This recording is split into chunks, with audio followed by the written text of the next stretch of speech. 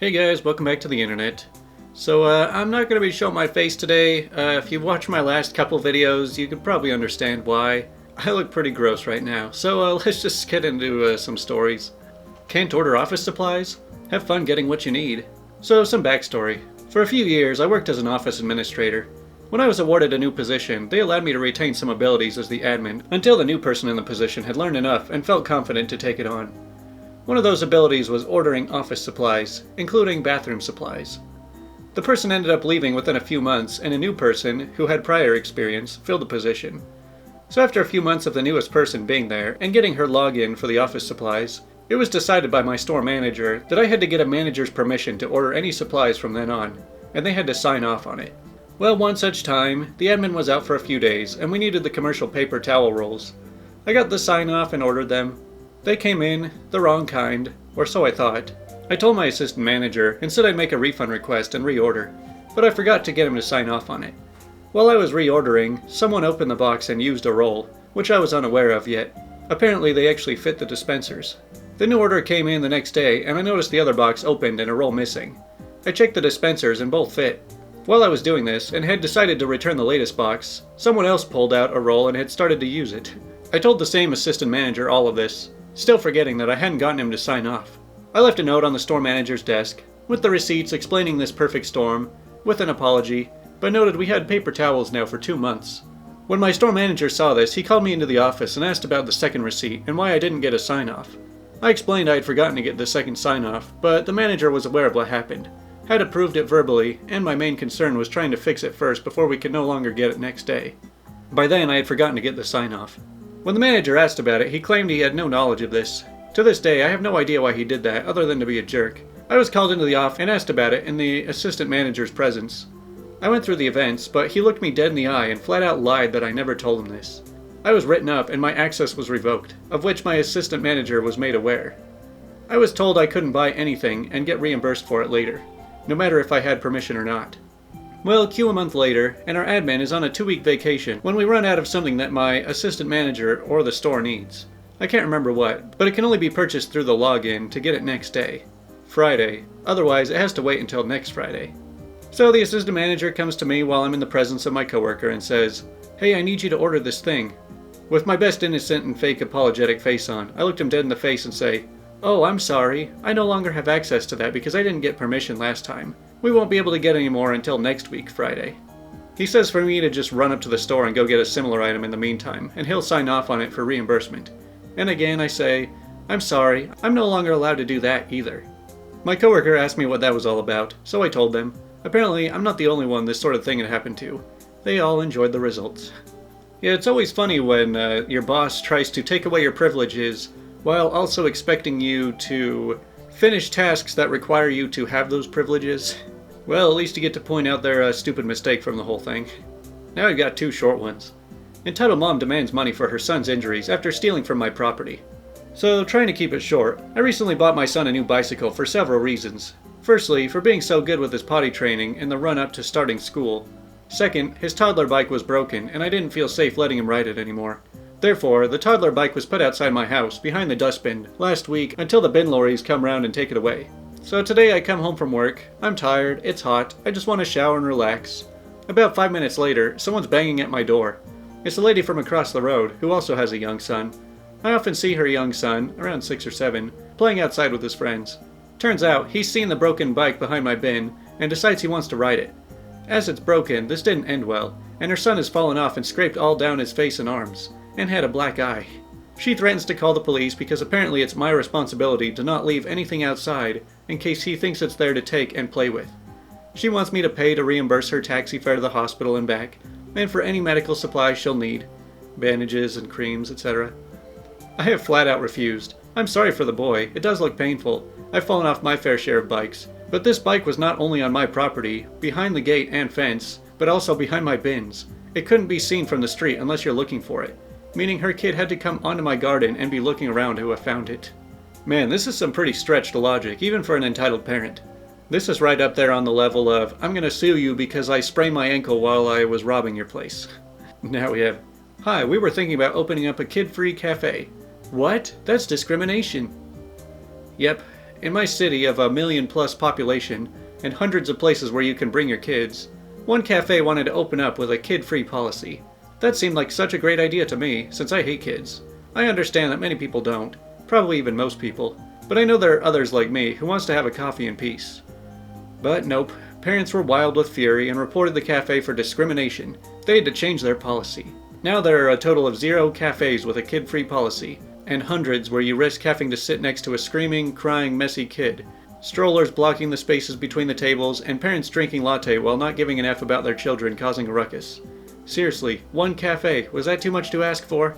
So if you have a place that doesn't allow kids, and that's considered discrimination, does this city have any bars or clubs of any kind at all? Because I'm pretty sure you can't bring your kids to that either.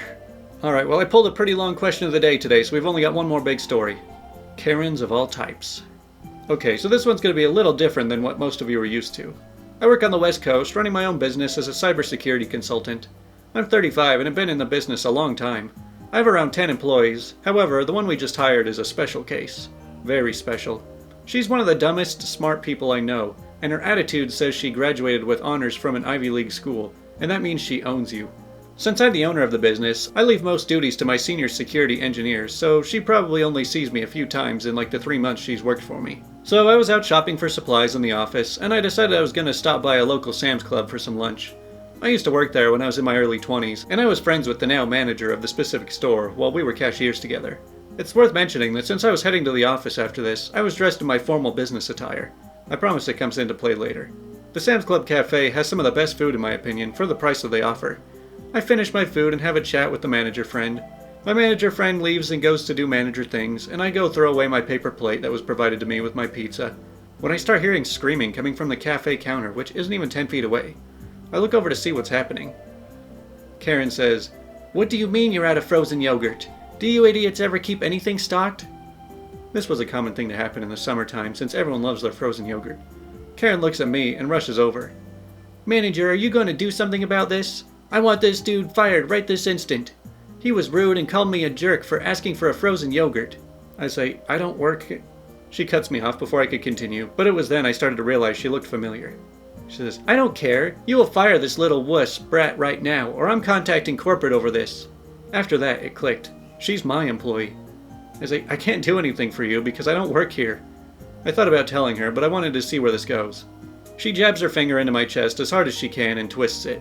"Listen, stupid, I don't know who you think I am, but I'm leagues smarter than you. The only reason you work here is because you're a reject who couldn't finish college." I almost busted out laughing at that comment, but I composed myself. At this point, the actual manager, my friend, comes running over and asks what's wrong. Before I could explain, Karen steps in. She says, "He," pointing at me, "assaulted me and verbally abused me while refusing to fire this employee." The girl behind the cafe counter, who at this point looked visibly horrified. "And as his boss, you better fire him right this instant. If you don't, I'll have all of your jobs, you insignificant clowns." Yes, she really said that. She called us clowns. How ironic. So me, pretty much fed up now, I reveal my real identity. "Karen, I'm the owner of the consultancy you work for. We just hired you a couple months ago, right?" I showed her my badge with the title name and picture on it. Her face turned whiter than snow. My friend says, "I saw her jabbing her finger into you. The cops are already on their way." I didn't think it was possible, but her face turned even whiter than it was before. She looked like she was about to hurl. Anyways, the cops showed up and looked at the security footage, and without even asking me anything, they handcuff her and take her away. They talked to me and asked if I wanted to press charges, and I said yes. Court date pending. And later found out from my manager friend that she yanked the cafe girl by the collar, slapped her, and pushed her back before I had seen her yelling. I asked the cops if I could have a word with her before they drove her away since she's my employee. They said yes, and I walked up to her, sitting in a cop car, hands cuffed behind her back. She's about to speak, but I held up my finger in front of her face. "For someone who graduated with honors at an Ivy League school, you're pretty dumb. I was never impressed with your work, and now that you're here, I doubt you'll ever get a job in the security field again. Don't bother showing up for work anymore." I had to add that last part because I knew she'd be out on bail. Her husband was pretty wealthy too. I never thought I'd run into a Karen that actually worked for me. Well, when Karens get into a fit of rage and they want somebody fired, they will call out anyone who looks like a boss to get that person fired. But hey, now that we're done with the stories, let's get on to the real fun, which is, Redditors, what's the worst thing you've eaten out of politeness? My husband's mom made me a lemon pie, but it was a special recipe she learned from her friend, where there was no sugar and the crust was made out of saltine crackers. don't even have words for how sour and salty it was. But you best believe I ate it, and it was delicious. Huh, that seems like a weird combination of flavors. When my sister was 5, she had my mom, friend, and I sit for her tea party. She made us drinks. I asked her what she gave us, and she said it was water and sparkle perfume. Yeah, I don't think you're supposed to drink that. My ex-sister-in-law's spinach casserole. My daughter puked it up into their heat vent, and I had to clean it out. Man, for all of the places that you'd want to puke to keep it hidden, I'd say the heat vent is one of the worst places. I was working in China. They had a big celebratory banquet for us. They served a local delicacy called sea worms. It was a white tube that, when immersed in near-freezing water, essentially dissolved into a gelatinous lump. Think fish-flavored jello with just a hint of residual gristle. Ugh. Had to eat several servings while drowning shots of Maute. You know, if I were to put all foods out there into like a tier ranking of like most tolerable to most disgusting, I would say I could eat maybe like tier 1, 2, maybe 3. And something like this is like tier 15. My girlfriend in college wanted to be nice to my roommate and me because she often ate over at our apartment. So she was to cook dinner one night. Teriyaki steak. Somewhere along the line, she got a tablespoon and cup mixed up and added 3/4 cups of salt. Pretty sure we were nearing the LD50 of salt for a human. But I ate as much as I could and drank as much water as I could for the next few days. Hey, some people really like their steak salted. A girl I dated was trying to impress me, so she tried to make green curry. She added too much curry paste and we both sat there sweating and crying. You know, I'll never understand why people enjoy ultra spicy food. I mean, why do you have to add pain to eating? My beloved but very elderly gram-in-law made chocolate chip cookies in which she messed up the sugar and salt, and mistook the dried black beans in her cupboard for chocolate chips. Oh dear. Yeah, I'm not sure they're still cookies at that point. I was visiting Guatemala, and this old lady invited us to dinner. In this country, it's extremely rude to not eat what was placed before you. Unfortunately, this lady served us a vegetable soup with some meat in it that tasted like chicken broth from hell. She didn't eat it with us, as she was being polite or something. She didn't even talk to us during the dinner. We took a taste and nearly wanted to puke. However, due to the country customs, we decided to eat it. We barely could get through it. We ate about 3/4 of it and then mentioned we were just full. We both retched later on that night. It was so nasty. I ran into the lady later that week walking down the street, and she apologized to us. Apparently the chicken was rotten, and she only took one bite. She then chastised us for not telling her. Sometimes it's frustrating not knowing all the ins and outs of different customs. See, this is why we need a culture where it should be acceptable to just tell people that if what you are eating is going to make you sick, that you don't have to eat it. My husband's grandma made us a miso soup that was almost black from teriyaki and soy sauce in it. All of the vegetables in it were slimy and overcooked. It so barely resembled miso that the next day I made some regular miso for myself, and she was offended that I didn't eat the perfectly good leftovers. I was all confused until my husband whispered to me that she thought the abomination she served us was miso soup. Well, I mean, if the food looks so bad that you can't even tell what it is, you probably shouldn't eat it. I'm actually the one who made the horrible meal. When I was around 8, I decided I want my mom to relax while I cooked her dinner and did the dishes. I made way over cooked spaghetti with a plain can of diced tomatoes that I added water to, because I thought that is how sauce worked. I finished it off with every seasoning herb we owned, plus some ketchup, because the sauce looked a little too much like water, and, oh, heck, some mustard, mayo, and any sauce I saw in the fridge, because she liked all those things. My mom took her first bite, smiled through it, told me how much she enjoyed not having to cook, then ate every freaking bite on her plate. She told me much later on that she ate the dinner I made her because she didn't want to discourage me from taking initiative and trying new things. She also later told me it was the most awful thing she'd ever eaten in her life. Well, at least she was a good sport about the whole thing. Well, that brings us to the end. Sorry you didn't get to look at my disgusting face today. I'm actually starting to peel right now, so who knows if I'll show my face tomorrow, but I'm starting to feel a little bit better. Anyways, Faye still looks great as ever, so just go watch her.